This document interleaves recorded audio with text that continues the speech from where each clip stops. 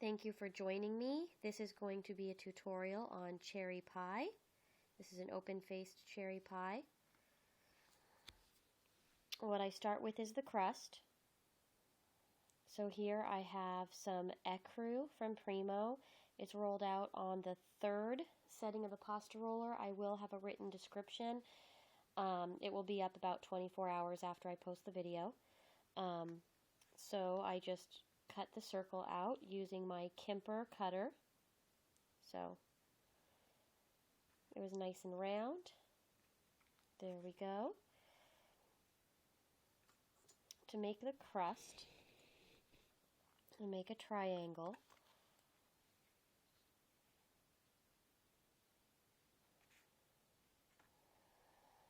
So you have a triangle, and I take a pie tin and press it against the edge of the pie tin. I want to have it as even as possible. So I press. Then from here, I take a safety pin.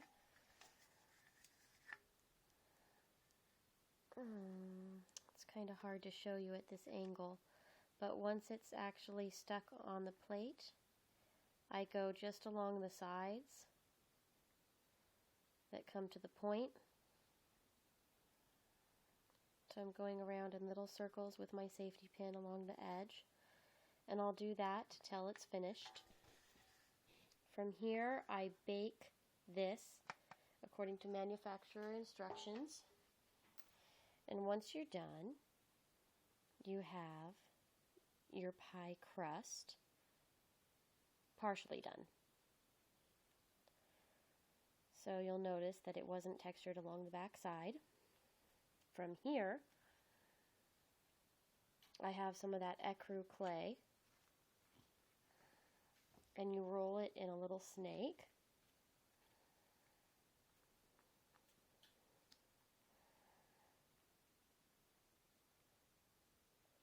And from here, I take a tiny bit of TLS and I put it on the outside edge of my pie crust.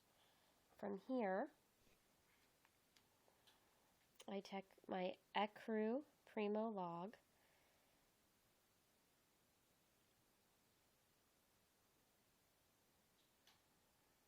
and attach it.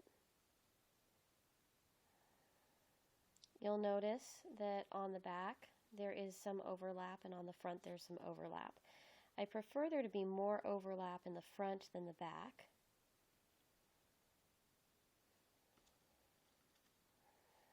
I'll hold this in place, and I actually take a toothpick and I roll down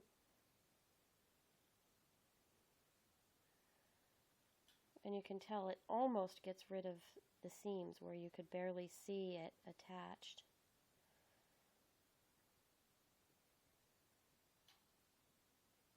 Okay, so from here I press forward a little bit, and then we can give it that little fluted edge. So I take my toothpick and rock forward. I usually do one in the middle, one on each side, and then one between the center and side. That at least gets them a little bit more even. That one wasn't very even. So that is the fluted edge we have. From here I trim the edge. I trim the edge. You can go in circles on this new edge.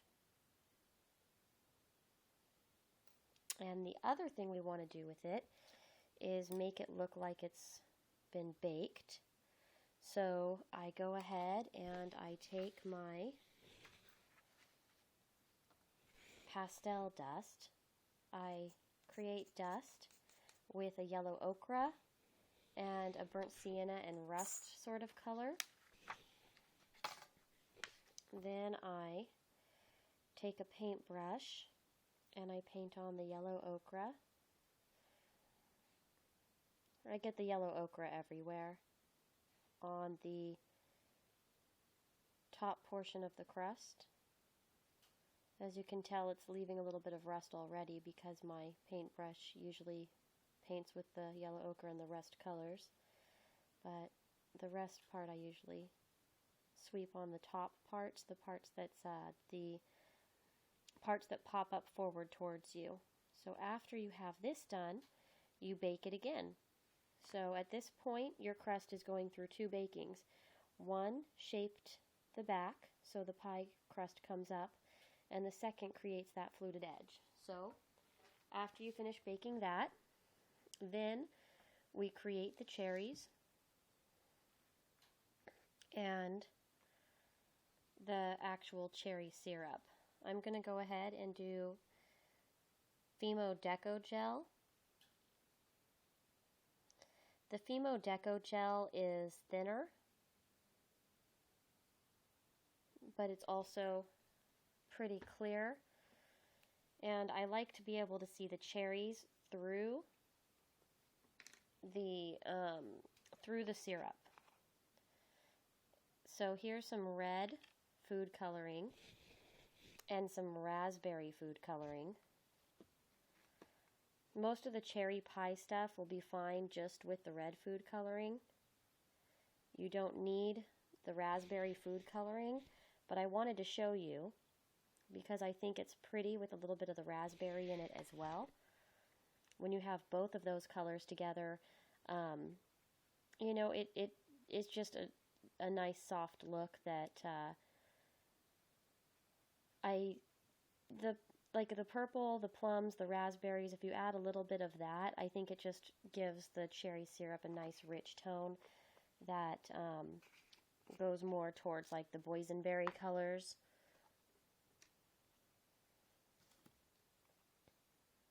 I'll put a little bit more in there. Maybe a touch more Fimo gel. See? That made me lose the raspberry, the extra raspberry I put in. It's okay. So from here, I'm going to put a little bit on the bottom of my pie crust. This helps the cherries stick.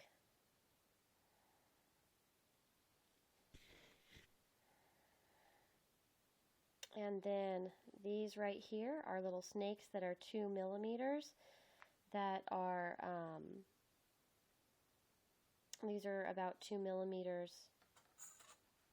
One I have is just the pomegranate primo, and the other one adds the darker crimson color.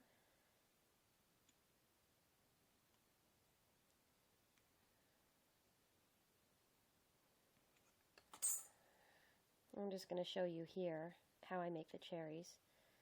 So let's say I went ahead and I cut both darker and lighter cherries. I'm putting the darker and lighter cherries randomly, filling up my pie crust.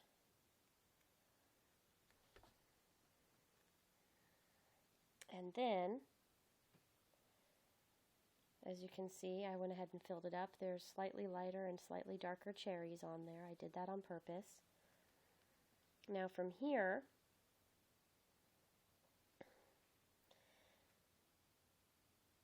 I would very carefully start coating the cherries.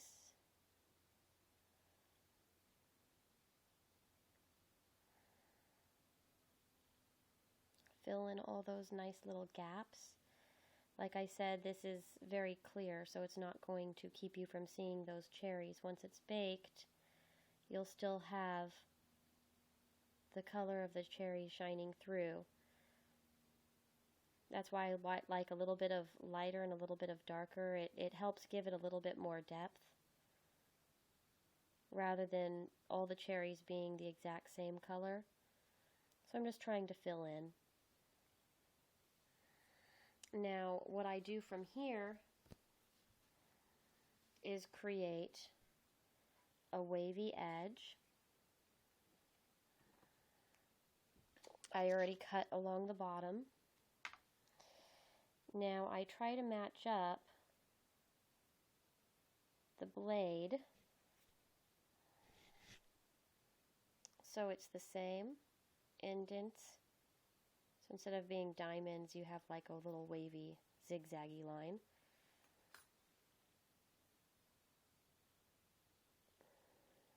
And then I take a little heart-shaped cutter, and you could decide if you like this or not. You could do other shapes.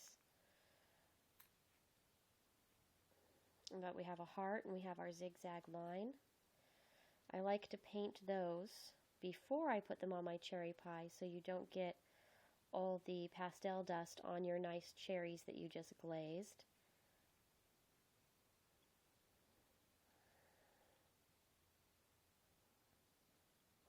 So we'll throw some rust on there.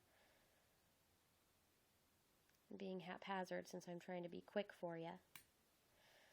Okay, so the heart will go in the center of the pie,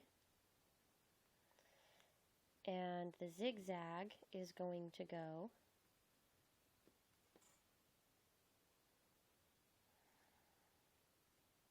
on the cherries along the back edge. You could decide whether you want any of the cherries showing above or not, because this is more of just a decorative crust.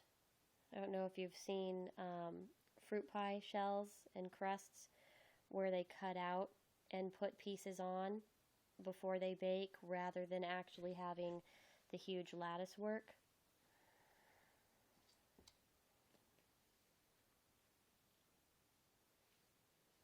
And I like this to be even, so I'll use a toothpick and actually press down till it's even on both sides.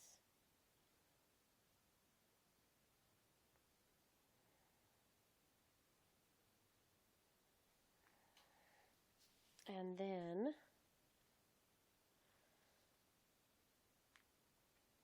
I place my little heart shape on the center of the pie and press down gently.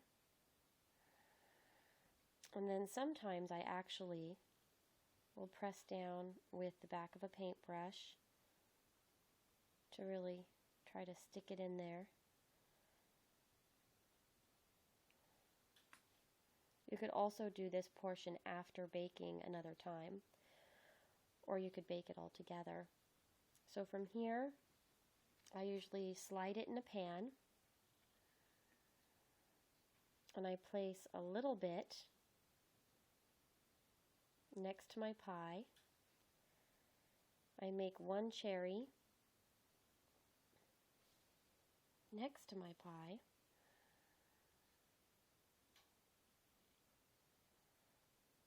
I'll cover it. And I like to take a little bit of the cherry sauce and make sure that I've covered some of the crust, because when you cut into a cherry pie, the knife is going to cut straight down and you'll get some of that cherry sauce on the bottom of the crust too. So this, my friends, is done. All we have to do is bake it one more time. When it comes out, we glaze the cherry parts with our glass glaze so it looks all nice and wet.